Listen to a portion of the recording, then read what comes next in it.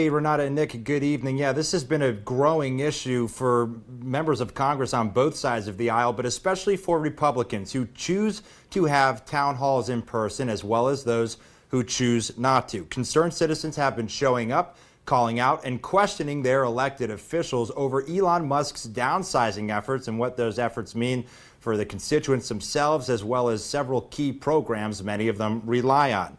Now, with members of Congress out of D.C. and back in their districts this week, we've seen a growing number of fiery town halls and several protests. Democrats are being criticized by constituents for not being unified and not having a game plan to push back against the Trump administration, whereas Republicans are facing strong criticism over the president's tariffs, his treatment of Canada, and DOGE downsizing.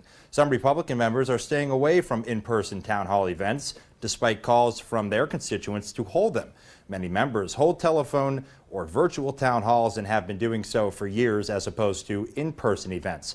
Some Republicans are attributing these fiery town halls to far-left groups who they say are organizing the events. WENY News has received a number of phone calls from constituents of New York Congressman Nick Langworthy. They tell us they're upset that he has not held a recent in-person town hall. Langworthy does hold tele-town halls, virtual town halls, but according to some constituents, they are not always made available online afterwards. We reached out to Langworthy's office and asked a few questions like, does he believe these events are being organized by Democrats? Has he held any recent town halls in the district, or does he plan to in the near future? And has his office received requests from constituents to hold one?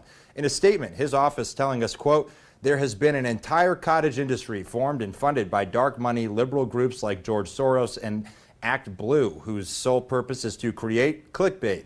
Even Chuck Schumer confirmed today in an interview that they are sending people into districts to agitate and target Republican members. Just as he has done every month since he was sworn into office, Congressman Langworthy will continue to host monthly telephone town halls that include all 9 counties of the district, where on average more than 100,000 constituents are reached from across the political spectrum to ask questions and discuss their views.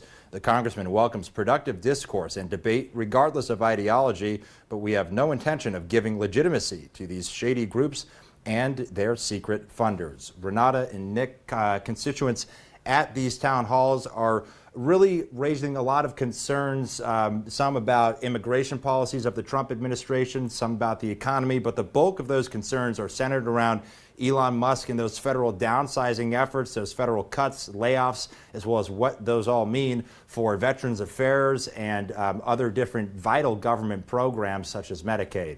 Reporting live on Capitol Hill for WENY News, I'm Brendan Scanlon. Renata, Nick, back to you.